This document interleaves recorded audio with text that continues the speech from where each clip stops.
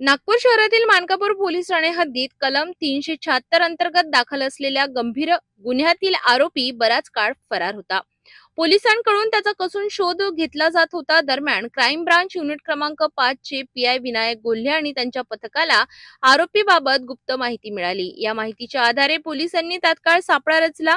कळमना परिसरातील महाडा क्वार्टर भागात लपून बसलेल्या आरोपीला पोलिसांनी कौशल्यपूर्ण पद्धतीने ताब्यात घेतले। या कारवाईमुळे नागपूर पोलिसांना मोठे यश मिळालं असून सध्या आरोपीकडून अधिक चौकशी सुरू असून त्याचा पुढील तपास मानकापूर पोलीस करीत आहेत। क्राईम ब्रांच युनिट 5 येथील पथकातील एनपीसी गणेश कदम यांना मिळालेल्या माहितीनुसार मानकापूर पोलीस ठाणे या ठिकाणी मागील फेब्रुवारी महिन्यामध्ये दाखल एक बलात्काराचा गुन्हा दाखल होता। त्या गुन्ह्यामध्ये फरार आरोपी कुख्यात गुंड राजा घोष हा त्याच्यात फरारी होता आणि तो भरपूर दिवस पोलिसांना मिळत नव्हता। त्याचा जामीन सुद्धा माननीय न्यायालयाने रद्द केला होता।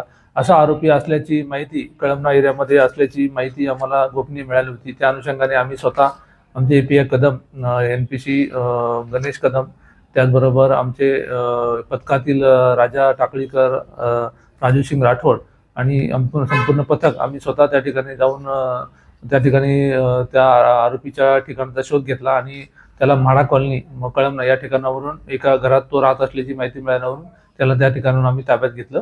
त्या घराची झडती घेतली। त्या झडतीमध्ये काही आक्षेपार्ह मिळालं आलं नाही, कारण ह्या आरोपीविरुद्ध जो गुन्हा दाखल होता त्याला पिस्टलचा धाक दाखवून तिला जबरदस्ती शारीरिक संबंध प्रस्थापित केले असा गुन्हा होता। त्या अनुषंगाने आम्ही त्या घरामध्ये झडती घेऊन पिस्टल किंवा कुठलंही अग्निशस्त्र मिळून येतं याबद्दल आम्हाला संशय होता, परंतु त्या ठिकाणी काय मिळून आलं नाही।